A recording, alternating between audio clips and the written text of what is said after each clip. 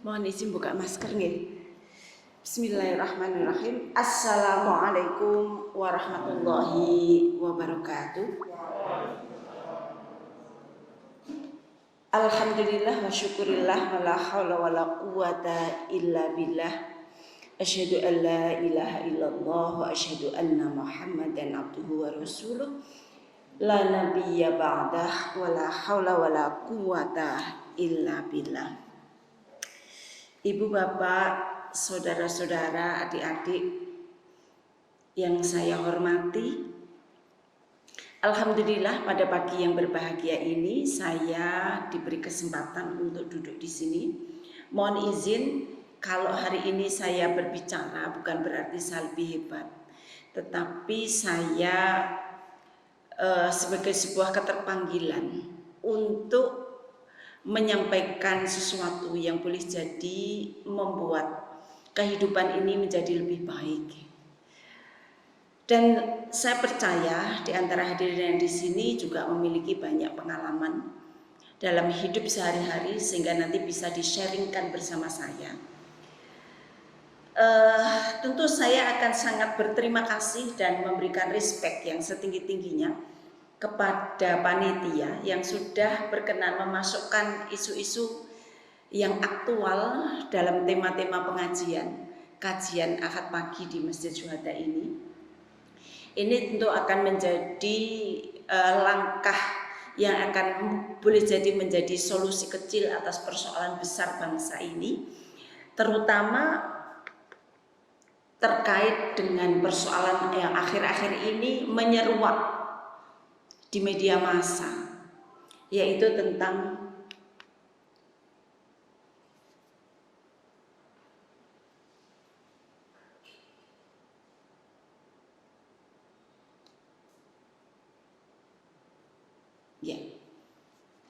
jadi tentang kasus kekerasan seksual.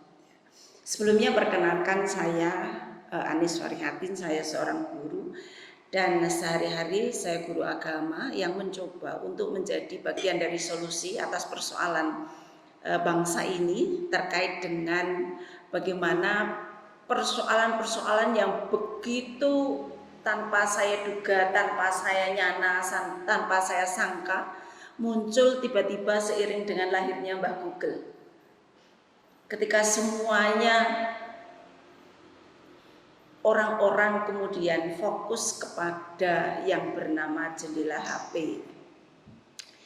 Saya generasi baby boomers. Baby boomers itu ya sekitar, kalau sekarang itu usia ya 55 sampai 57. Kelahiran 65, 64 sampai 71 kira-kira. Bagaimana saya yang seorang guru dengan latar belakang yang sama sekali jauh berbeda tiba-tiba harus menghadapi murid-murid saya yang memunculkan persoalan-persoalan yang serius terutama bagi perempuan dan juga laki-laki, tetapi lebih banyak perempuan, tentang persoalan reproduksinya gitu. Ketika semuanya ada, semua hadir, dicontohkan, diprovokasi, diberi solusi gitu ya. Nanti akan saya bahas itu nanti ya di sini. Maka saya sehari-hari membersamai persoalan-persoalan yang menimpa anak-anak. Jadi mulai dari sebagai ketua Forum Guru Kespro Yogyakarta mencoba untuk mengedukasi bagaimana murid-murid itu mampu memiliki tanggung jawab terhadap dorongan seksualnya, perilaku seksualnya, sehingga dia tetap berada pada posisi manusia yang bermartabat. Karena ketika ini tidak diatasi, tidak dicegah, maka yang terjadi ya seperti sekarang ini. Saya sejak 2007 mencoba untuk di kurikulum nggak ada. Jadi bahasa kasarnya itu ya sex education gitu. Tetapi diperhalus menjadi pendidikan kesehatan dan reproduksi. Karena anak-anak tidak banyak mendapat informasi yang cukup dari orang tuanya, tetapi justru yang banyak menggali atau menerima informasi itu dari Mbah Google yang bisa menjadi teman, guru, sahabat, sekaligus setan gitu. Nah, tidak semua orang tua siap, tidak semua lembaga pendidikan siap. Bahkan hari ini kita melihat dengan mata telanjang di televisi bahwa ruang pendidikan yang mestinya menjadi tempat yang aman, tempat di mana nilai-nilai moral itu ditegakkan, ditanamkan, justru menjadi ruang yang tidak aman, terutama bagi perempuan dan anak-anak dalam konteks perilaku seksual ini, sehingga menjadi keprihatinan tersendiri. Baik, Bapak Ibu, oleh karena itu dan adik-adik, saya sejak 2007 mencoba untuk membuat kurikulum kesehatan reproduksi dan mengajak teman-teman siapa saja, tidak hanya guru BK, ada guru matematika, guru biologi, guru siapa saja, guru olahraga yang bersedia untuk mendampingi anak-anak yang bermasalah dalam hal ini. Nah,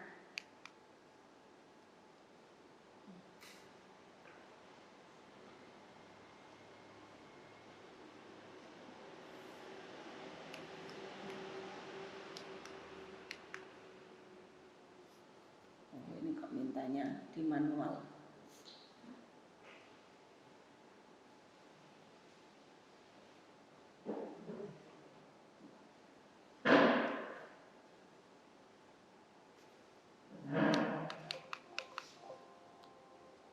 Sementara ada kendala teknis.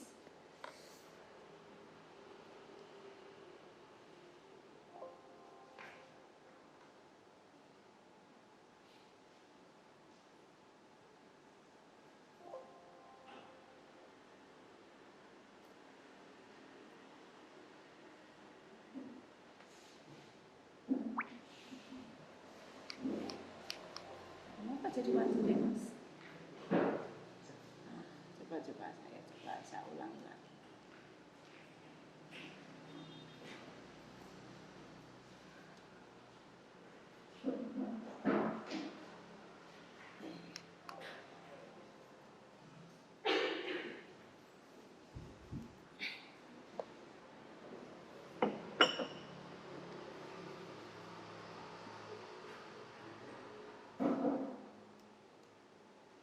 Baik, Bapak Ibu dan teman-teman, adik-adik semuanya, tema ini menjadi sangat menarik di saat Indonesia sedang bergulat menghadapi berbagai persoalan, terutama persoalan kekerasan di dalam ranah pendidikan, di mana tadi saya katakan yang seharusnya ruang pendidikan itu sebagai ruang untuk menanamkan nilai-nilai kesantunan, nilai-nilai moral, nilai-nilai kemanusiaan, justru yang terjadi ini menjadi presiden yang buruk ya, karena tidak hanya di 1-2 tetapi hampir merata di ruang-ruang pendidikan, di pondok pesantren ya, pendidikan Islam, banyak ditemukan kasus-kasus kekerasan seksual. Nah, sehingga hari ini kita betul-betul merasa bahwa kita sedang berada dalam kondisi darurat seksual. Kenapa? Karena bisa Bapak Ibu dan saudara-saudara lihat, kasusnya terus saja terjadi, naik dari hari ke hari, dan modus, ruang, bentuk sangat unik. Tidak juga terkecuali kekerasan berbasis online di media, tidak hanya di ruang nyata. Kemudian penanganan kasus ini begitu kompleks, mulai dari pencegahan, penegakan hukum, dan juga bagaimana pemulihan terhadap korban yang mengalami trauma yang luar biasa. Tentu teknologi informasi itu menyumbang sangat besar terhadap lajunya kasus ini. Di saat yang sama masyarakat kita, para orang tua dan guru, termasuk penegak hukum dan negara, tidak memiliki cukup kesiapan untuk mengatasi hal ini.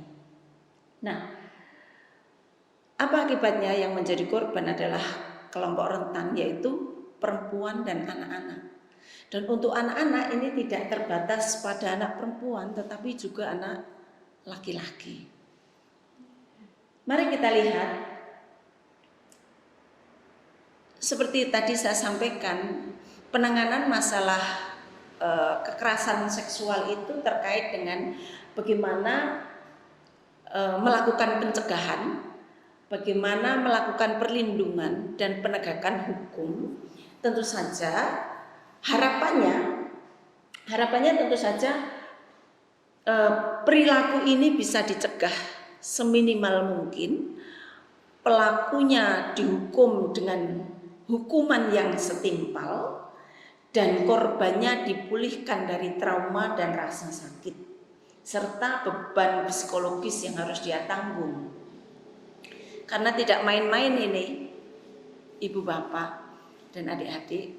Kita lihat kemarin kasus-kasus yang terjadi, seorang mahasiswi bunuh diri karena dia tidak mampu lagi menanggung tekanan fisik, psikis, sosial terhadap kasus yang menimpanya ketika dia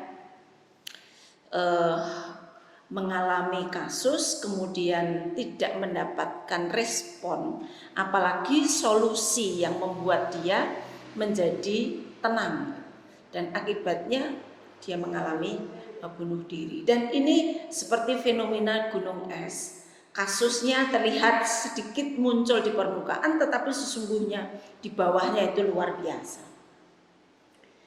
Ini data-data yang ini Bapak Ibu dan adik-adik, ini mengerikan sekali. Sehingga pada pagi hari ini saya memberi apresiasi yang setinggi-tingginya kepada panitia karena mengangkat persoalan ini. Harapannya hadirin yang di sini ikut peduli dalam hal penanganan ini, baik di level mana yang Bapak Ibu adik-adik mampu.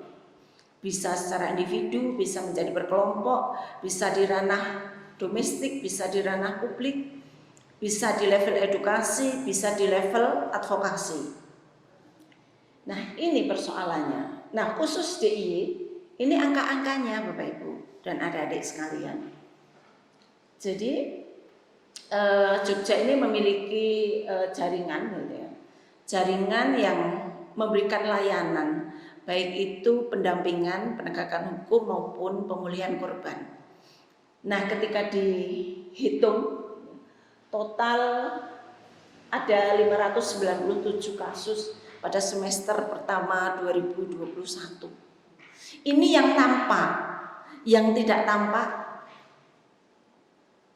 Kalau dinas kesehatan kemudian kasus nanti ada dispensasi nikah gitu, ada kasus abortion, tetapi ada di balik itu yang tidak dilaporkan, yang tidak hamil, atau yang digugurkan di luar deteksi data, tentu akan sangat banyak sekali.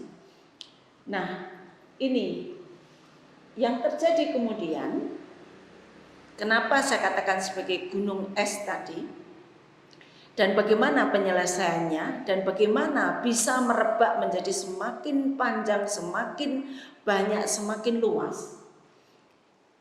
Bapak Ibu dan adik-adik bisa perhatikan ini.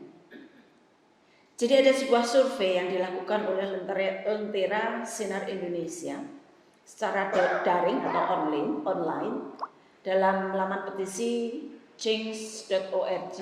Dia menyebutkan, ini penting ini datanya, dari 25.213 yang disurvei secara online, sekitar 65% dari mereka atau 1.636 orang mengatakan mereka pernah diperkosa. Dari jumlah itu 93% mengatakan mereka tidak melaporkan kasusnya. Kenapa? Karena takut dengan akibat yang akan ditanggungnya. Kira-kira kenapa ya Bu seperti ini? Kenapa para korban cenderung memilih diam? Malu, apalagi? Takut. Justru sudah seperti, karena kalau salah melangkah justru sudah jatuh, tertimpa tangga dan terjerumus ke dalam jurang. Saya sebagai guru Kespro mengalami Bapak Ibu, ketika mencoba mengadvokasi salah seorang murid di sebuah sekolah X di Yogyakarta, di mana dia mengalami kekerasan seksual oleh oknum kepala sekolah. Apa yang terjadi? Korban lolos dengan santainya, tidak mendapatkan hukuman yang setimpal, hanya dipindah tugaskan. Dan si korban justru dikeluarkan dan mengalami trauma yang luar biasa. Bagaimana coba Bapak Ibu? Sulitnya penegakan hukum menindak pelaku kejahatan seksual di lingkungan kita. Nah, stigmanya itu yang tidak kuat. Karena apa? Kecenderungan kita, para perempuan sendiri, ketika terjadi kasus kekerasan, apa yang dilakukan coba Bapak Ibu? Cenderung menyalahkan korban.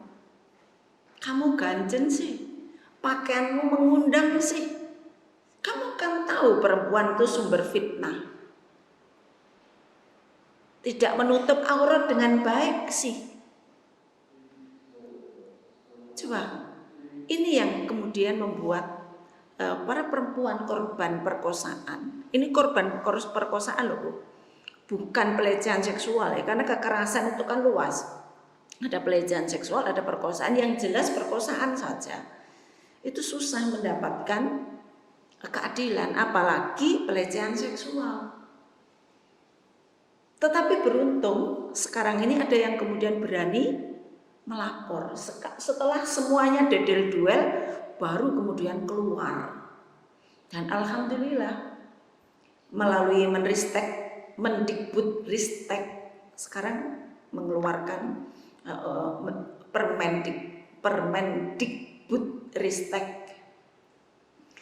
yang mencoba untuk mengatasi persoalan ini dengan peraturan Menteri Pencegahan Kekerasan Seksual di lingkungan sekolah, khususnya di lingkungan perguruan tinggi.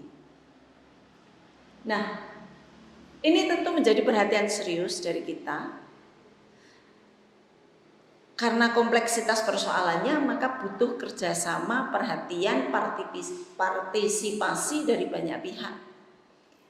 Nah, tantangannya Bapak Ibu, apalagi setelah daring ini, semua anak punya HP. Hampir semua anak, mulai dari TK sampai kakek-kakek, nenek-nenek, semuanya mengakses HP. Sehingga setiap hari kita dihadapkan kepada kehidupan dalam media global itu. Kita bisa melihat apa saja, berhubungan dengan siapa saja, melakukan apa saja. Karena di sana sangat banyak media yang bisa diakses. Dia bisa mendidik, menghibur, sekaligus menyesatkan. Dia bisa memunculkan kontroversi-kontroversi yang sulit membedakan antara tuntunan dan tontonan. Yang kemarin dipuja, hari ini dihujat. Yang baru kemarin KPK tangkap tangan di meja barang bukti 3 miliar seorang kepala daerah yang sudah melahirkan 17 penghargaan untuk daerahnya, menerima berbagai macam penghargaan, berprestasi. Tapi tiba-tiba saja kena OTT, tangkap tangan di meja, dilihat di media sosial. Itu kasus tentang korupsi ya Bapak Ibu dan teman-teman. Belum lagi kasus yang tadi saya sebutkan di pondok-pondok pesantren, justru pelakunya adalah orang-orang yang mestinya dia memberikan perlindungan kepada santrinya. Nah, jadi tantangan kita melalui jendela virtual tadi, kita bisa melihat, mendengar apa saja, melihat apa saja, berhubungan dengan siapa saja, melakukan apa saja, karena semuanya tersedia dengan mudahnya. Jadi di situ ada provokatornya, ada tempat-tempat yang tersedia, mudah sekali mengaksesnya, dan ada pengamannya. Bapak Ibu nggak percaya. Sekarang itu anak-anak itu terbiasa melakukan jamaah bokepiyah. Tahu nggak jamaah bokepiyah? Bokep itu nonton film porno bareng-bareng. Itu namanya jamaah bokepiyah. Ini Bapak Ibu. Jadi kadang-kadang ibu-ibu itu, bapak-bapak juga membiarkan balitanya bahkan mengakses media sosial. Akhirnya mereka ketagihan. Yang penting menang itu, nggak ganggu gitu. Diem dia kalau sudah dikasih. Akibatnya ya luar biasa. Ini tempat-tempat sekarang itu, tempat wisata, tempat selfie, kemudian karaoke yang menjamur, kemudian ya, tempat-tempat wisata yang menawarkan jasa-jasa yang Bapak Ibu atau adik-adik pernah nggak tiba-tiba mendapatkan WA atau SMS? Anda butuh teman, dijamin puas. Gawat. Ibu-ibu pernah nggak Bu? Ibunya tertawa. Mungkin pernah itu. Yang saya bayangkan, gimana kalau suami saya dapat kayak gini ya? Kira-kira gimana Mas dan Pak? Penasaran nggak ya? Enggak, kalau jamaah masjid Juanda enggak ya, nggak ada bedanya maksudnya. Gitu. Nah, beruntung saya memiliki banyak teman dan banyak sahabat. Dan salah satunya lembaga yang namanya PKBI, Perkumpulan Keluarga Berencana Indonesia, yang mencoba untuk memberikan layanan informasi minimal, edukasi, kurikulum, jaringan, mitra. Supaya ketika saya menghadapi persoalan ini bersama teman-teman saya ada yang membersamai, saya ada ruang untuk berbagi, saya ada solusi untuk mengatasi, sehingga tidak menambah persoalan ini menjadi rumit. Nah, Bapak Ibu dan adik-adik sekalian, kenapa persoalan ini menjadi tidak mudah diselesaikan? Di samping persoalannya begitu rumit, yang terjadi selama ini ketika melihat persoalan kekerasan seksual ini persepsinya belum sama, sehingga tidak menyentuh akar persoalannya, sehingga ya cuma dipangkas daunnya. Anak-anak disuruh pakai jilbab seketat-ketatnya, selonggar-longgarnya. Kalau sekolah dipisahkan, kalau ruang-ruang sosial dibatasi. Padahal Bapak Ibu,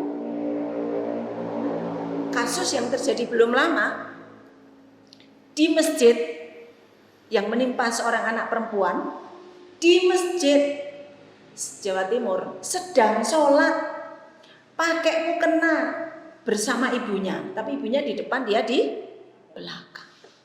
Dia mengalami pelecehan seksual oleh orang yang tidak kenal. Untung direkam CCTV. Ini loh Bu, persoalannya di sini loh.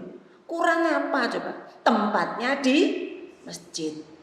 Anak kecil pakai rukoh lagi.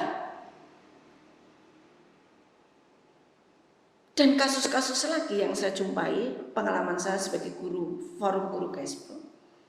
Kekerasan ini justru dilakukan oleh orang-orang yang terdekat. Majikan terhadap pembantunya, ayah kandung terhadap anaknya, kakak terhadap adiknya. Yang lebih ngeri lagi itu kan pengalaman ketika seorang laki-laki, kakak dari seorang adik yang orang tuanya sudah berpisah, sehingga dia terpaksa diasuh oleh neneknya, dan oleh neneknya kakaknya yang laki-laki itu di pondok pesantren. Lah kalau pulang itu adiknya menjadi sasaran. Ya karena dia di pondok pesantrennya juga mengalami kekerasan yang sama dengan bentuk yang berbeda. Ngeri bukan? Nah, apa sesungguhnya akar persoalannya? Bapak Ibu,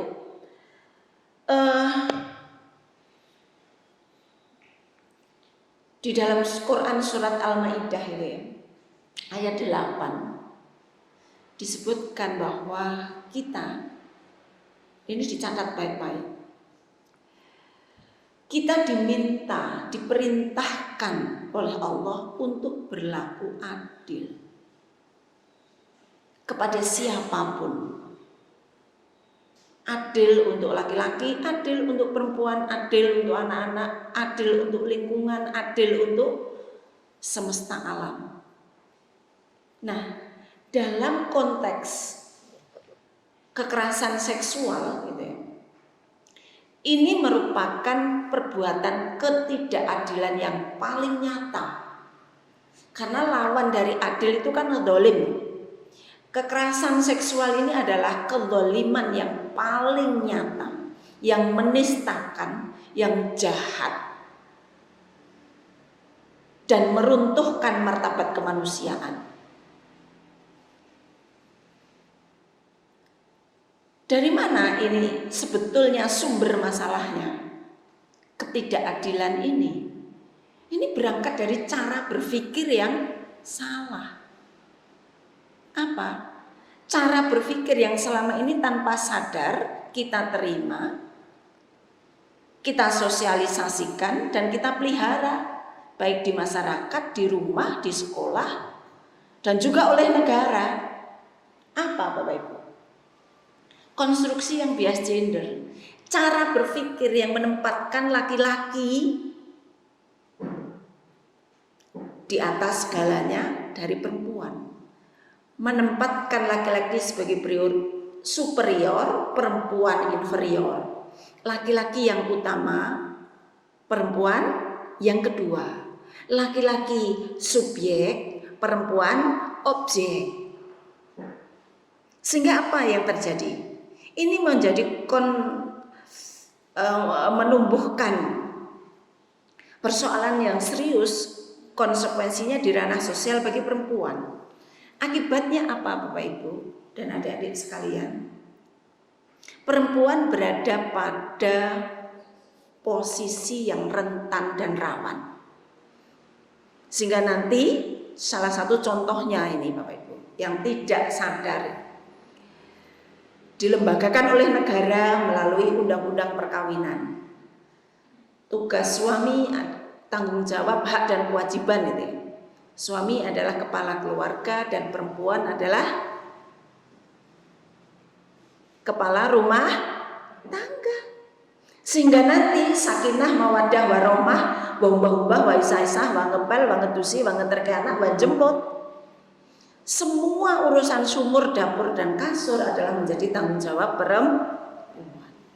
Dikatakan di sana, orang-orang biasanya mengatakan, lah itu kan kodrat perempuan. Benar nggak ibu-ibu? Kodrat perempuan, kodrat itu kan sesuatu yang given, sesuatu yang takdir, sesuatu yang tidak bisa dipertukarkan. Hanya hamil, melahirkan, dan menyusui, sudah. Itu aja takdirnya, itu saja kodratnya. Sedangkan ngurus rumah tangga itu bukan takdir dan bukan kodrat. Bisa dipertukarkan kan? Iya. Akhirnya apa? Perempuan mengalami beban berlebih, terdiskriminasi. Nanti dipinggirkan lagi dengan dalil-dalil agama. Ada kan rumusan perempuan wanita solehah? Kan tidak ada rumusan laki-laki soleh. Ada nggak Bu di hadis? Monggo bapak-bapak. Ada nggak? Iya. Dan hadis-hadis yang kemudian dimunculkan di masyarakat itu yang meminggirkan perempuan dan menempatkan perempuan pada posisi terancam. Sudah itu tadi ya, perempuan solehah itu wanita solehah konsepnya. Kalau dilihat suaminya itu menyenangkan ya. Kalau ditinggal suaminya menjaga kehormatan. Dan kalau ditinggal bisa menjaga hartanya dengan baik. Tapi nggak ada rumusan laki-laki soleh. Tapi menurut saya ada Bapak Ibu. Laki-laki soleh itu adalah pertama yang mampu membuat istrinya kalau dilihat tersenyum. Loh, kasih uang belanja yang cukup ya, diberi kesempatan untuk olahraga biar bugar tubuhnya. Kalau perlu ada belanja, kalau perlu piknik bersama gitu kan. Ini tandingannya biar imbang kan begitu. Dan rumusan yang kedua, kalau perempuan wanita soleha itu kalau ditinggal suaminya menjaga kehormatannya. Laki-lakinya juga begitu, kalau keluar rumah juga menjaga mata, menjaga pandangannya. Tapi kebanyakan bapak-bapak kalau ingat ada anak-anak kecil gitu ya, lihat anak kecil di luaran, ingat anaknya di rumah. Tapi kalau lihat perempuan cantik, lupa istrinya di rumah. Gocek. Jangan dibilang serius. Ini memang kenyataannya memang begitu. Dan yang ketiga, kalau perempuan solehah itu yang bisa menjaga harta suaminya, maka laki-laki yang soleh itu yang punya cukup harta supaya bisa dijaga istrinya. Setuju nih ibu dan adik-adiknya senyum. Itu ada hadisnya enggak? Hadis palsu. Hanya perimbangan saja. Saya kalau pengajian begitu, ibu dan bapak-bapak serta adik-adik. Ada rumusan perempuan solehah tapi tidak ada rumusan laki-laki yang soleh. Sudah begitu kemudian hadis yang dikeluarkan banyak sekali. Penghuni neraka nanti kebanyakan adalah dari perempuan karena tidak bersyukur atas pemberian suaminya dan begini dan begitu dan begini dan begitu. Nanti muncul lagi hadis tidak akan mencium bau surga seorang istri yang meninggal tanpa ridho suaminya. Dan terkutuklah seorang istri sampai malaikat, termasuk malaikat di kolong langit yang menolak ajakan suaminya. Pernah nggak mendengar seperti itu, ibu-ibu dan adik-adik? Sehingga lebih jauh lagi nanti dalam konteks kekerasan seksual itu nanti perempuan ditempatkan pada posisi sebagai objek seksual, sebagai makhluk jasmani saja. Lihat bagaimana orang Jawa mencondro. Napa Bu mencondro nih Bu? Melukiskan, menggambarkan. Just physically, hanya fisik. Coba pipinya duren sajuring, bangkeane nawon kemit, bathuke nyelo cendani, lambeane blalak sempal, makune kaya macan luwe. Kan seperti itu tuh gambarannya.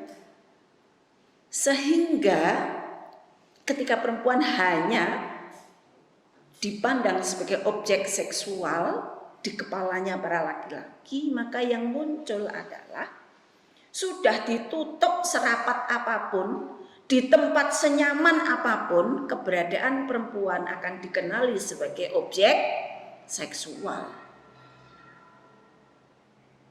Maka ketika kemarin ada coblosan pemilu itu, bapak-bapak yang tidak bertanggung jawab, yang mestinya dia itu adalah seorang yang pendidik itu bisa-bisanya men-share.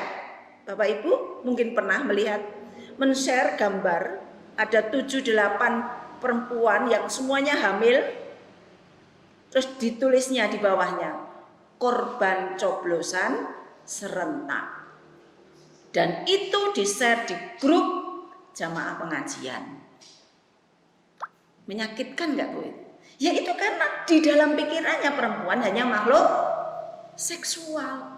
Padahal perempuan itu juga makhluk intelektual, juga makhluk spiritual. Bagaimana si Hajar itu begitu taatnya, begitu luar biasanya mengizinkan, mengikuti suaminya Ibrahim dalam cerita haji itu loh Bu. Dia bagaimana mengizinkan Ismail, karena memang itu perintah Allah, lakukanlah. Ketika digoda setan, dilempar itu. Orang-orang tokoh terkenal, Pak Habibie, itu di sampingnya ada Ibu Ainun. Ada Pak Jokowi, itu di belakangnya ada seorang perempuan hebat yang sudah merawat, mengandungnya, melahirkan dan merawat, mendidiknya sehingga menjadi seorang presiden. Dan seorang alim ulama, kiai, panutan, di belakang adalah ibu-ibu pilihan yang luar biasa. Tanpa kehadirannya mereka tidak akan menjadi orang. Ini yang menjadi persoalan. Jadi nanti ketika perempuan hanya dilihat sebatas objek seksual, maka ya muncul kemudian adalah dia dipandang sebagai sumber fitnah. Suaranya tidak boleh keluar, di tempat tertentu harus dipisahkan. Dan celakanya lagi, perintah Al-Quran tentang ghaddul basar dalam surat An-Nur ayat 30. Bismillahirrahmanirrahim. Qulil mu'minina yaghuddu min absarihim wa yahfaddu furujahum. Al-ayah. Katakan kepada laki-laki mukmin supaya dia ghaddul basar. Yang dimaksud dengan ghaddul basar itu sesungguhnya tidak sekedar memicingkan mata secara fisik. Bukan salah sih. Bukan salah itu. Tetapi lebih jauh lagi sebetulnya perintah ghaddul basar itu mengubah paradigma berpikir untuk tidak melihat perempuan sebagai objek seksual gitu, semata-mata. Jadi mengasah dan membuka pikiran dari melihat perempuan yang semata-mata sebagai objek seksual, sebagai makhluk biologis, ke makhluk intelektual dan makhluk spiritual. Sehingga keberadaannya laki-laki dan perempuan itu tidak insecure. Keduanya adalah sebuah kebersamaan di mana keduanya sebagai makhluk sosial, intelektual dan spiritual bersama-sama membangun pengetahuan, membangun pemahaman, membangun kerjasama untuk sebesar-besar manfaat. Ini perintah ghaddul basar itu sebetulnya di sini. Bukan semata-mata dijak ngomong, kan ada yang tidak mau melihat. Ini perintahnya Al-Quran. Ya baik juga, tetapi yang dimaksud Dr. Karim itu ya, itu tidak sekedar itu. Karena kalau dia memincingkan mata seperti ini, tetapi pikirannya tetap melihat perempuan sebagai objek seksual, ya tetap aja otaknya mesum gitu loh. Begitu. Nah, jadi apalagi yang ketiga ini, tadi yang pertama cara apa ya? Yang pertama itu adalah ketimpangan, relasi yang timpang. Di mana ada yang kuat, ada yang lemah. Kalau ada yang kuat, ada yang lemah, punya kecenderungan untuk yang kuat menggunakan kekuasaan untuk menindas yang lemah. Dalam kasus dosen dan mahasiswa, dalam kasus bapak dan anak, dalam kasus majikan dan pembantu, dalam kasus laki-laki dan perempuan secara umum ketika dia melihat bahwa dirinya superior. Yang lain inferior, dia akan melakukan semena-mena. Yang kedua tadi ghodul basor, konsep di mana perempuan bukan semata-mata objek seksual tetapi juga makhluk intelektual dan spiritual. Yang ketiga, mari bersama-sama sebagai guru Kespro saya akan mengajak Bapak Ibu dan teman-teman sekalian untuk melihat perspektif pengalaman biologis perempuan. Coba Bapak Ibu perhatikan di sini. Coba perhatikan. Ada perbedaan yang sangat mendasar antara laki-laki dan perempuan dalam hal organ reproduksi. Yang pertama, dari unsurnya, laki-laki itu hanya 3, perempuan 5. Laki-laki itu hanya penis, kantong sperma, dan sperma. Sedangkan perempuan itu ada 5, ada vagina, ada indung telur, sel telur, rahim, dan kelenjar mamai. Dari fungsinya laki-laki itu hanya 2 saja. Hanya 2 saja. Hubungan seksual dan mimpi basah. Waktunya hanya 5 menit, 9 menitan. Dampaknya enak dan enak banget.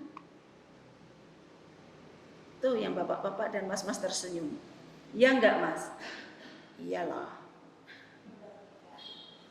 Itu. Coba bandingkan Bapak Ibu. Bandingkan.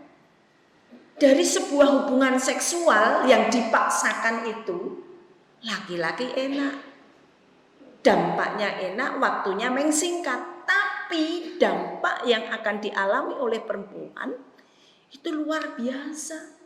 Bisa menitan, ada harian, ada mingguan, ada bulanan, bahkan ada tahunan. Dan semuanya sakit.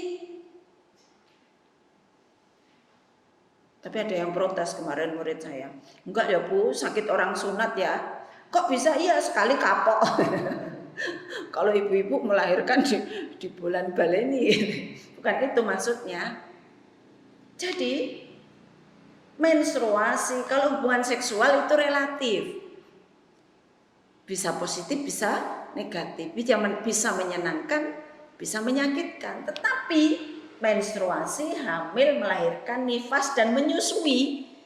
Gimana Ibu rasanya? Ibu, gimana rasanya? Dan laki-laki tidak pernah mengalami itu. Dia hanya melakukan kegiatan itu hanya sesaat menitan, tetapi dampaknya bagi perempuan itu harian, mingguan, bulanan, bisa tahunan. Menstruasi itu mingguan, hamil itu bulanan, melahirkan itu harian, bisa sehari 2 hari, nifas itu 2 bulanan, sebulan sampai 2 bulan, menyusui itu 2 tahun. Jadi pesan yang ingin saya sampaikan, ya jaga perilaku seksualnya para bapak-bapak, adik-adik. Karena apa yang Anda lakukan menitan itu berdampak. Makanya bisa dipahami kalau kemudian dia depresi dan akhirnya bunuh diri. Karena hanya perempuan dan hanya perempuan yang merasakan. Dan itulah kodrat, itu di sini. Nah sudah begini, sudah ditambahi lagi beban berlebih. Yaitu tadi, sakinah, mawaddah, warahmah, wa isaisah, wa ngepel, wa ndulang anak, wa ngeterke, wa jemput. Ternak siput, apalagi perempuan yang bekerja. Ternak siput, ngeterke anak, siang jemput. Seperti itu. Nah,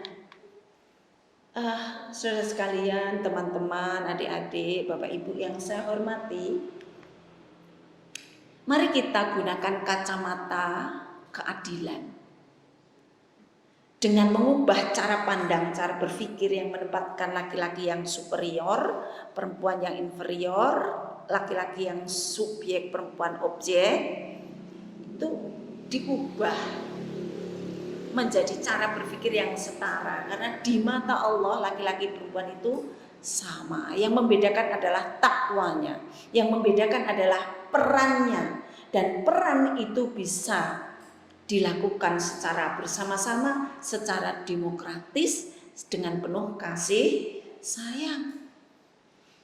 Supaya apa? Supaya adil ini, supaya 5 pengalaman sosial perempuan itu tidak terjadi, dan 5 perempuan biologis perempuan itu tidak bertambah sakit. Benar nggak Bapak Ibu? Iya. Coba sudah hamil besar, gendong, masak, iya, itu. Nah, 5 pengalaman biologis perempuan difasilitasi supaya tidak bertambah sakit. Maka di sekolah itu ada khusus bed untuk perempuan, ada Femina, bukan promosi nih, obat anti nyeri haid gitu. Kemudian ada dikasih musik relaksasi, kemudian diberi ruang kalau memang sakit ya istirahat gitu. Ini upaya-upaya untuk meminimalisir supaya perempuan tidak bertambah sakit. Nah, mari atas dasar inilah kesadaran bersama ini kita bareng-bareng dengan cara ikut berpartisipasi, ikut peduli dan peka terhadap segala bentuk kekerasan yang muncul. Minimal jangan diam saja. Bagaimana pencegahannya? Minimal di level pencegahan itu berusaha berbuat adil sejak dalam pikiran. Yang kedua adalah memfasilitasi perempuan supaya tidak bertambah sakit pengalaman biologisnya. Mereka yang KDRT, jangan diam. Tetangganya teriak-teriak, babak belur gitu ya, jangan diam. Bapak-bapak juga begitu, ikut peduli, tidak hanya menyerahkan semua urusan rumah tangga kepada istri, tetapi juga ikut membantu. Saya kira itu dulu, bisa dilanjutkan dengan tanya jawab atau dialog. Monggo. Terima kasih Bu. Penjelasan panjenengan itu semakin memperkuat. Ya memang seperti itu. Memang seperti itu. Jadi perempuan dan laki-laki di dalam Islam itu adalah sama-sama subjek. Sama-sama memiliki kedudukan yang setara di hadapan Allah.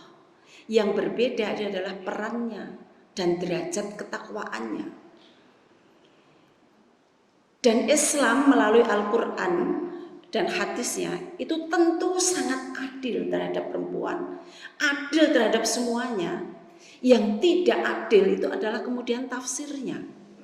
Dan tafsir yang tidak adil itu dipengaruhi oleh cara berpikir yang tidak adil, yang menempatkan perempuan sebagai the second, inferior.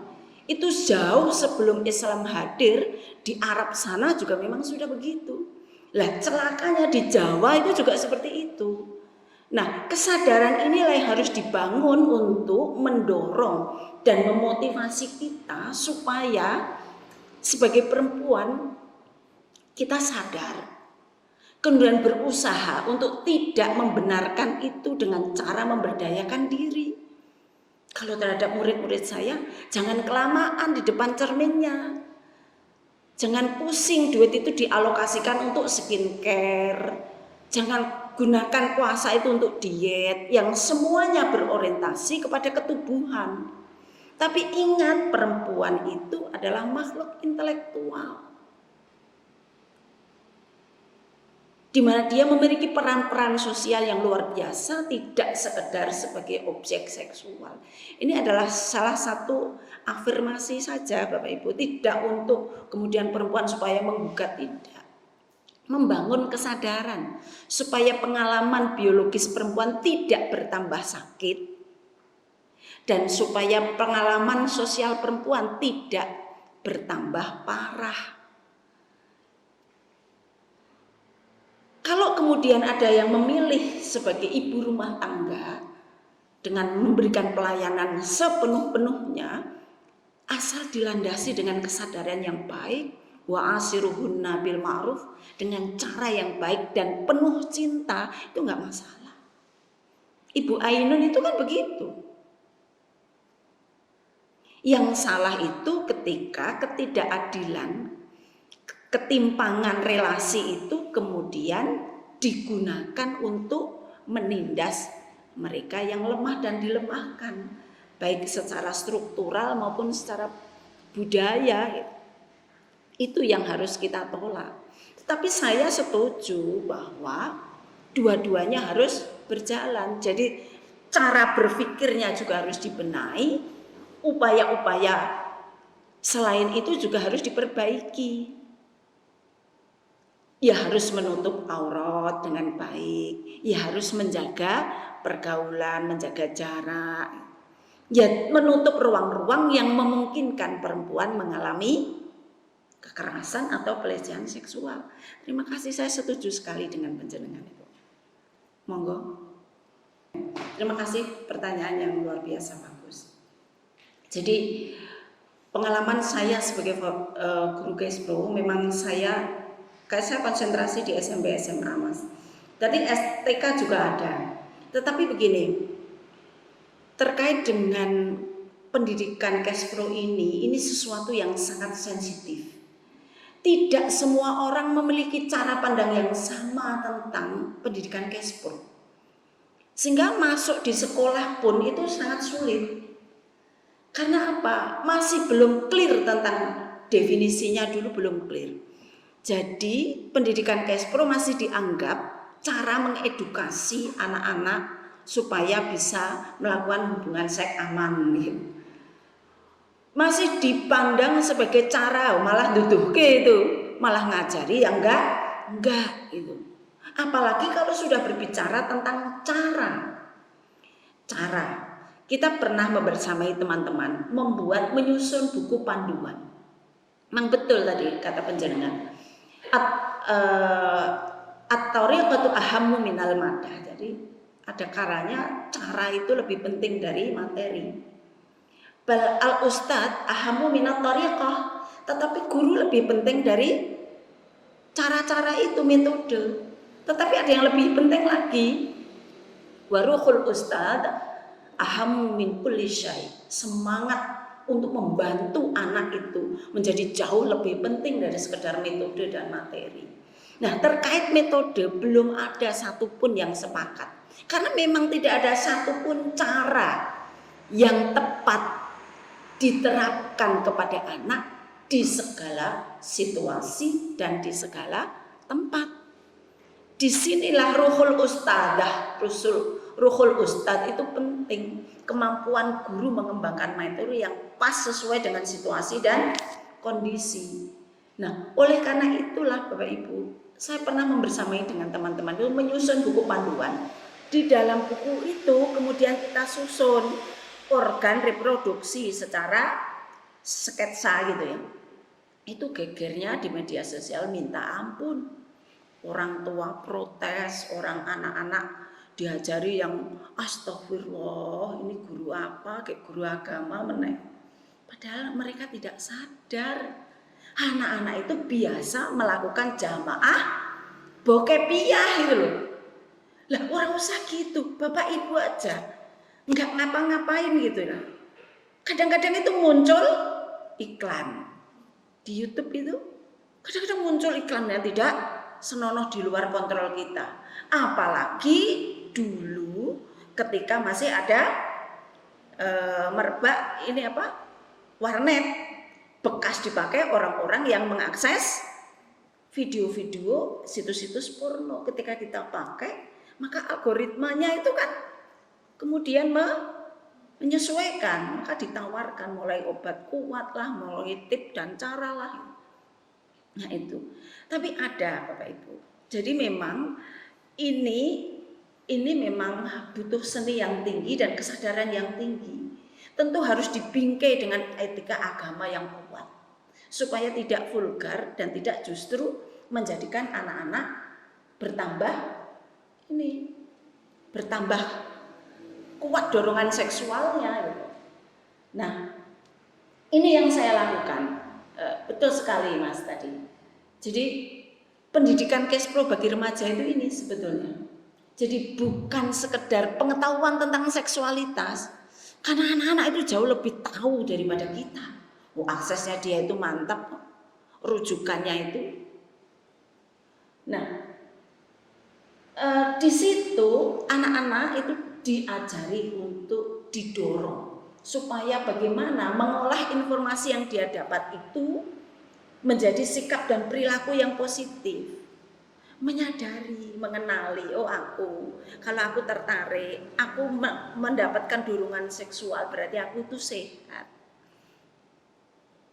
Dan ini adalah anugerah yang harus disyukuri. Nah, bagaimana ini disadari, disyukuri, dan dikelola dengan penuh tanggung jawab supaya tidak menimbulkan huru hara. Karena kalau tidak, dampaknya itu akan seperti ini loh, seperti ini, contohnya ini. Nah, ini. Jadi membantu peserta didik untuk menyadari, mengenali dan mengelola dorongan seksualnya dengan penuh tanggung jawab. Dan juga mengajari anak-anak membedakan pilihan-pilihan sikap yang ada dan perilaku seksualnya sesuai dengan nilai-nilai yang dianutnya. Caranya begitu. Bagaimana? Tidak diomongi, tidak dikandani. Tenang kok dikandani mlebu kuping tengen keluar atau masuk hidung, masuk telinga. Kalau cuma diberitahu itu masuk telinga kanan, keluar hidung. Karena pengalaman dia secara virtual jauh lebih dahsyat daripada kita. Maka yang saya lakukan adalah ini, Bapak. Jadi saya menjadi role model dalam penanganan isu Kespro dengan mengembangkan metode dan materi serta media. Dan saya berkolaborasi dengan guru-guru serumpun dan juga berjejaring dengan instansi terkait seperti Dinkes, BPPM, FKP, KRR, YSI, Pondok Pesantren Waria, ada juga kemudian rumah sakit, klinik Adiwarga, Reksodiah Utami. Sehingga kalau nanti melihat ini persoalannya itu di level mana, sudah sampai level rujukan apa tidak. Kalau ada yang sudah diculik, lari dari rumah oleh pacarnya, digadekan laptopnya, digadekan motornya, sudah babak belur, ini tidak mudah, ini butuh jejaring. Harus ada kerjasama antara kepolisian, orang tua, lembaga LSM. Tak delik pernah itu di Reksodiah Utami, saya titip dulu biar dia tenang dulu.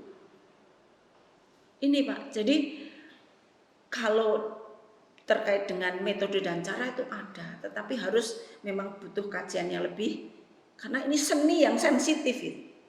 Dan tidak semua orang setuju, karena persoalannya sangat kompleks. Nah,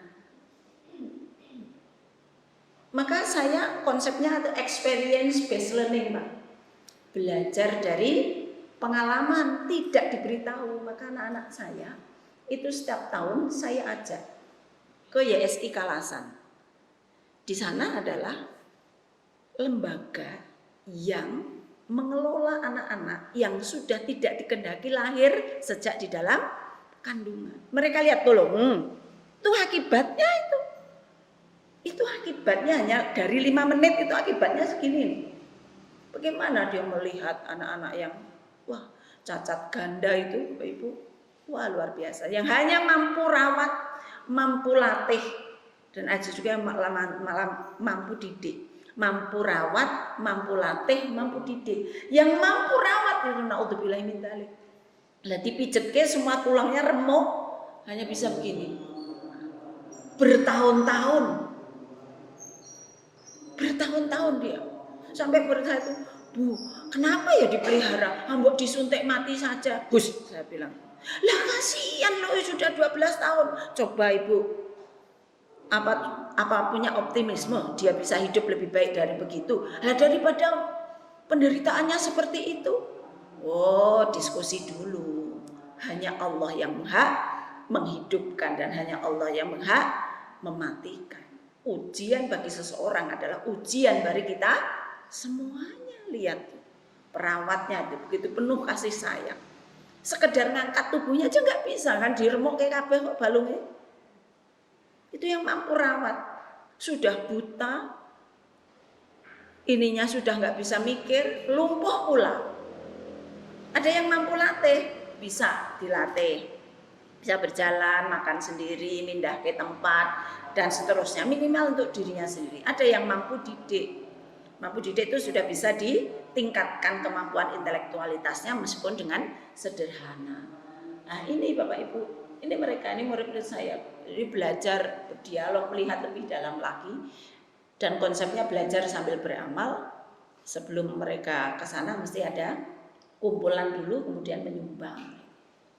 Kemudian juga cerita, saya datangkan dari Fakultas Kedokteran. Mereka biar cerita tentang banyak hal. Keluh kesah tentang bagaimana organ reproduksinya, bagaimana mengenali, mengelola secara medis. Karena anak-anak itu juga banyak yang IMS loh Bapak Ibu, infeksi menular seksual, dan tidak selalu berangkat dari hubungan seksual. Itu. Nah, di sini itu dijelaskan infeksi menular seksual. Kemudian juga saya mengajak mereka untuk bertemu dengan orang-orang yang berbeda secara gender, secara seksual, secara orientasi seksual, supaya apa? Supaya mereka paham. Kalau paham itu tidak melakukan ketidakadilan. Mereka juga saya ajak ke Ponpes Waria Al-Fatah. Mereka juga saya ajak ke mereka berdialog. Mereka juga saya ajak dengan kerjasama dengan Fakultas Kedokteran UGM dengan Dr. Tias. Mereka diajari bagaimana mengenali anak-anaknya, bagaimana mendekati minimal secara medis supaya tidak ada pensikapan yang salah. Bagaimana mengatasi infeksi menular seksual atau persoalan-persoalan reproduksi perempuan. Kan banyak ditemukan anak-anak yang mengalami infeksi saluran kencing. Itu Pak kira-kira. Jadi kalau bersama itu kita bisa. Maaf, yang kedua tadi apa pertanyaannya Pak? Jadi lupa saya. Yang kedua, ini sudah terjawab belum yang kedua tadi?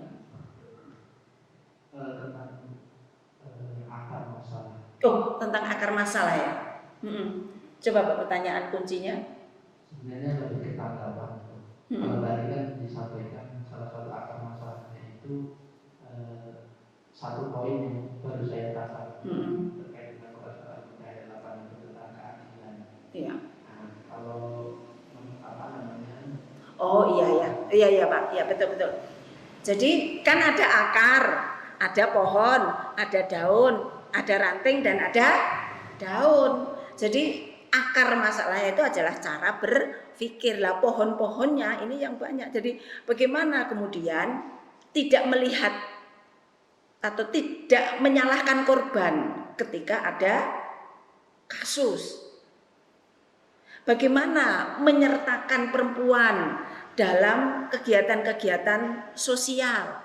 Bagaimana memberdayakan perempuan supaya dia tidak hanya berkutat di ranah sumur, dapur, dan kasur. Bagaimana mengajari anak-anak itu supaya terhindar dari kekerasan baik yang luring maupun daring. Daring maupun luring.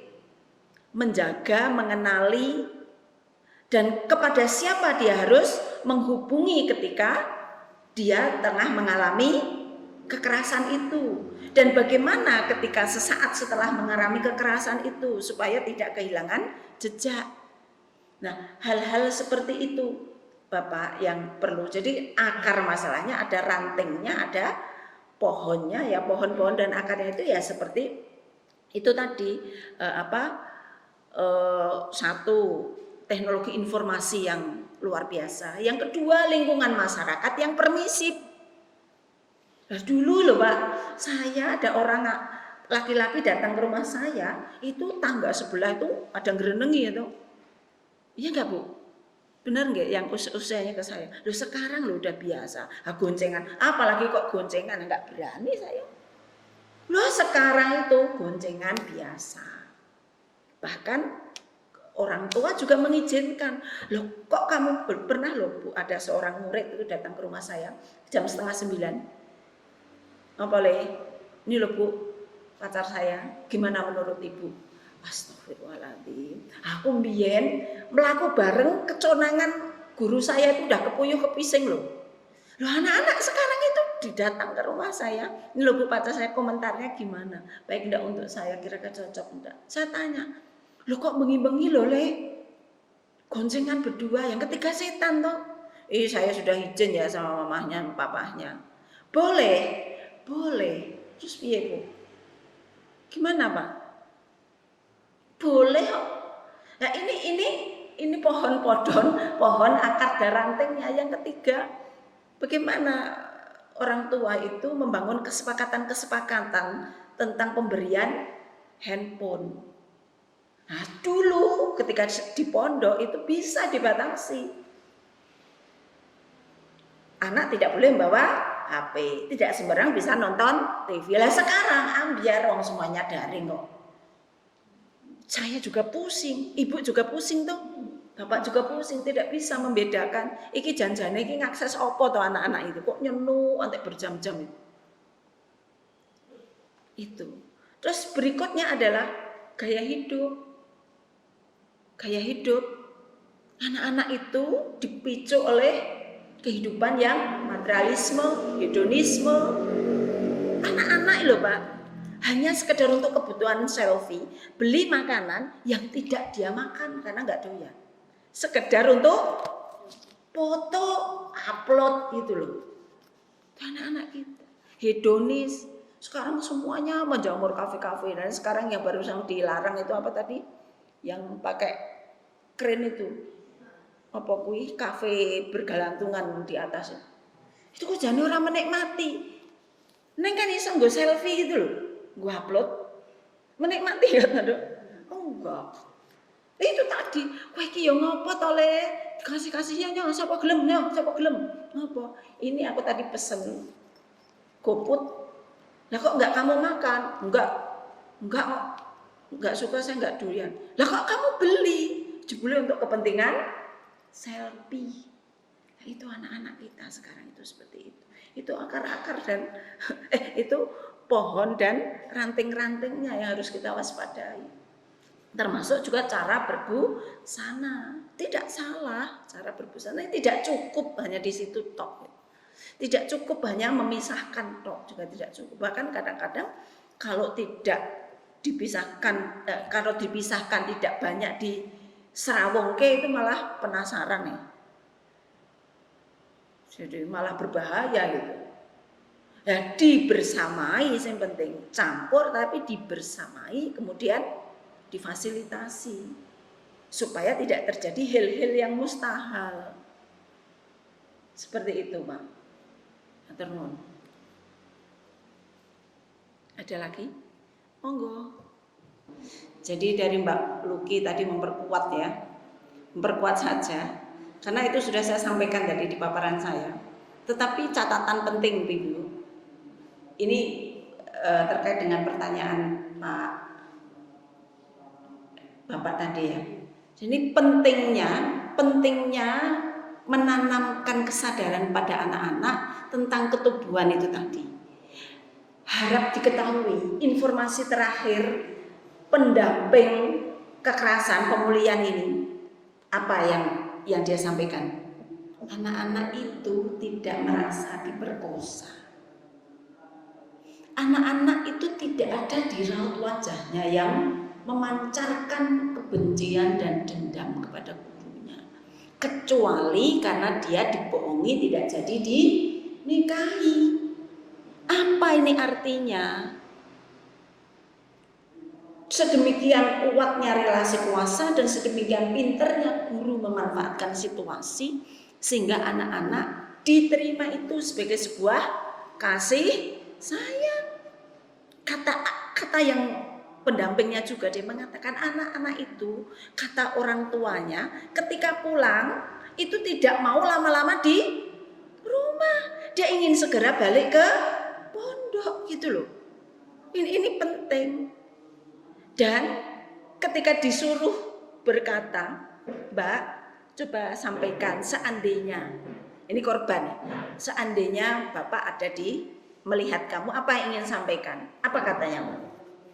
Bapak, baik-baik saja ya, jaga kesehatan, jangan lupa minum obatnya. Ya pengen rasanya pengen misuh toh. Ya Bu, gitu loh. Artinya pintar sekali menggunakan relasi kuasa, tidak untuk memaksa tetapi memanfaatkan kesempatan dengan cara yang ma'ruf, kedoliman yang ma'ruf gitu. Dia dirayu, dia. Jadi inilah pentingnya sejak dini itu. Jadi kalau masih TK itu mulai dari membedakan jenis kelaminnya. Kalau sudah gede itu sedikit, jangan membiarkan kamu mengizinkan dirimu untuk disentuh organ-organ tertentunya, mengenal sinyal-sinyal itu dengan baik. Nah, anak-anak ini kan wong desa. Rata-rata mulai dari 13, 14, 15, itu kan anak-anak yang sedang dalam pertumbuhan pubertas. Ketemu sosok yang begitu lemah lembut, begitu melindungi, begitu memberikan kebutuhan, ngajari warna-warna dengan cara yang ma'ruf itu kan. Wassalam lah. Itu sebagai catatan, betul yang katakan Mbak. Itu saja. Sudah lewat waktunya Mas. Matur nuwun. Masih ada lagi apa masih sudah cukup waktunya Mbak? Kalau sudah, iya monggo satu lagi singkat saja Mbak. Pertanyaan yang luar biasa Ibu. Iya Bu, kita sudah cukup banyak sebetulnya peraturan yang mengatur tentang kekerasan seksual, tetapi belum ada yang pencegahannya. Jadi hukum itu sekarang sedang berjalan dengan cepat Bu. Sejak kasus kemarin, termasuk Jokowi kemarin melakukan pernyataan itu supaya RUU PKS itu segera digelontorkan. Tetapi level kesadaran masyarakatnya paling lambat, harus diperjuangkan. Ibu ingat enggak kemarin kasus ada seorang ibu yang menangkap tangan sendiri pelakunya. Karena apa? Ya tidak sensitif masyarakat itu. Wes dilaporkan ke kantor polisi itu. Ini loh anak saya mengalami kekerasan, pelecehan seksual oleh si X tetangganya. Sudah ya Bu, saya catat. Terus dilaporkan lagi Pak, si X mau minggat, mau kabur. Tolonglah Pak itu jangan ucul gitu loh. Gitu. Apa yang dia katakan? Si polisi itu intinya ya tangkap sendiri kalau mau, karena tidak bisa tergesa-gesa seperti itu kan, ya memang harus ada prosedur ya Bu, harus dicatat dulu digini. Tapi ketidaktanggapan itulah ini yang saya maksud, level kesadaran masyarakat itu masih rendah, menganggap itu sesuatu yang sepele, enteng, malah menyalahkan korban gitu. Ketika diberi laporan begitu, akhirnya kan ditangkap sendiri rame-rame itu beserta keluarganya. Itulah Bu. Nah hari ini Bu, justru Presiden Jokowi saya mengapresiasi kemarin membuat pernyataan supaya cepat-cepat segera menggolkan itu. Tetapi penegakan aturan ini yang masih letoy. Karena tidak semua masyarakat kita peka, tanggap, masih menganggap itu adalah urusan perempuan, masih merasa itu adalah kesalahan perempuan, belum secara bersama-sama menjadi tanggung jawab yang harus dilakukan secara cepat. Makanya kenapa korban memilih untuk diem, karena nggak ada, malah remuk gitu loh. Ya saya contohkan di kasus pertama tadi, murid yang pernah saya dampingi. Jadi dia korbannya pelakunya cuma dipindah dari kepala sekolah ke tempat lain, tapi dia tetap kehamilannya itu tetap dilanjutkan karena saya mengatakan jangan jadi penzina, jadi pembunuh pula. Dia tidak mendapatkan, malah justru disuruh keluar, karena ini bukan sekolah peternakan. Walaupun kamu korban perkosaan, hamil ya toh. Dan dia sendiri juga tidak sanggup karena anak-anak teman-temannya sendiri tidak mengapresiasi dan tidak memberi dukungan. Ah, kamu salahmu, kamu ganjen. Salahmu kamu sendiri begini begitu. Cenderung blaming victim blaming itu, menyalahkan si korban gitu. Nah, akhirnya kan terus memilih diem, karena diem seolah-olah nggak ada apa-apa. Ayo tetap sama menjadi sekarang merebak lah itu baru. Maka mari kita kalau menemui kasus-kasus yang ada di masyarakat kita, mari kita pertajam cara berpikir kita, kepekaan kita, sikap tanggap kita supaya berbagai kekerasan yang menimpa baik itu laki-laki maupun perempuan, laki-laki terutama anak tidak akan terjadi. Saya punya video Bu yang perut saya mual terus muntah. Bagaimana, ini off the record ya Mas, bagaimana seorang kiai di sebuah pondok pesantren melakukan sodomi kepada pesantri anak-anak laki-laki, dan itu di CCTV di Candid. Itu saya nangis, naudzubillahi min dzalik. Itu sungguh-sungguh terjadi. Bergamis, anak santri-santrinya ya bergamis, gantian gitu. Aduh, lah celakanya ibunya mungkin juga tidak open minded, ditanya ada apa. Jadi ibu yang peka itu juga penting untuk mempertanyakan setiap perubahan yang ada pada kamu habis mengalami apa. Terus ibu juga harus tahu kemana harus melapor. Sekarang kan Mbak Google ada sisi positifnya, buka aja aduan-aduan, bisa Rifka Anissa, bisa BK, Perlindungan Perempuan dan Anak, PPA. Ketik aja PPA. Saya barusan kemarin merujuk ke PPA Sleman dari aduan yang sudah babak belur. Di foto lo ini lo pulang apa dikeprok karo gelas Bu, suaminya gitu. Terus anak saya dirampas sudah seminggu. Sekarang saya sakit nggak ketemu anak saya. Asih saya ngerangkai gitu. Coba kalau sudah begitu kan ya saya udah nggak bisa Bu mengatasi kalau sudah begitu. Maka saya kerujuk ini lo nomornya ke PPA Umah Mundi, PPA Sleman, Perlindungan Perempuan dan Anak. Terus kamu silahkan ke sana, datang, ceritakan masalahnya. Sekarang sudah di polisi kasusnya dan si anak masih di rumah sakit karena dia pemulihan, terus visumnya sudah jelas, terus tinggal. Saya hanya mengarahkan negosiasi ini, kamu maunya gimana? Saya sudah nggak sanggup, saya pisah saja karena sudah berlangsung 2 tahun yang kayak gini nih, dikeproi terus. Nah, kalau sudah begitu kan, kalau sudah di rumah sakit, beri dia tawaran. Mau cerai dengan cara dia dipolisikan, apa cerai baik-baik tapi damai. Kalau cerai baik-baik tapi damai, dia tidak dipolisikan, dicabut, tetapi anaknya kembalikan dan tanda tangi surat perceraian, visumnya tidak dilaporkan. Memilih loro itu. Kan begitu toh, Bapak Ibu. Jadi kalau nggak punya jaringan ya saya nggak bisa. Terus sudah Bu, didampingi. Kapan sidangnya? Minggu depan. Nunggu kalau saya sehat. Terus nanti opsinya gimana? Persis seperti yang disampaikan Ibu, kata Pak Polisi. Ya ditawarkan aja dulu. Kalau memang dia mau proses bercerai, karena sudah jelas tuh ini. Saya lulusan hakim agama Bu, jadi saya tahu bagaimana alasan yang kuat untuk sebuah perceraian. Kalau sudah KDRT dibuktikan dengan surat visum gitu ya, itu akan mudah kemudian diceraikan. Pertanyaannya apakah dia mau mempidanakan, menjarakan kasusnya apa enggak. Saya bilang kalau kamu penjarakan dia itu bapak dari anak-anakmu, toh sudah bercerai, asal menandatangani surat tidak akan melakukan kekerasan lagi, ancaman, intimidasi dan seterusnya.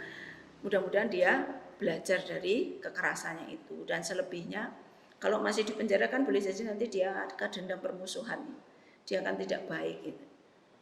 Nah, sebagai hukumannya ya cerai saja, tidak usah pakai di pengadilan. Tapi ya orang tuanya enggak terima Bu, saya dia harus dihukum. Ayo monggo. Tetapi hukuman perceraian itu sudah cukup bagi dia, dan baginya tidak perlu dipenjara karena nanti malah menimbulkan dendam satu sama lain. Itu kalau saya. Tapi kalau dia mau memilih cara itu ya nggak apa-apa, terus aja bersih tegang gitu. Karena sangat rumit Bu masalah kekerasan ini. Gitu, nggih. Matur nuwun. Sudah cukup, Mbak.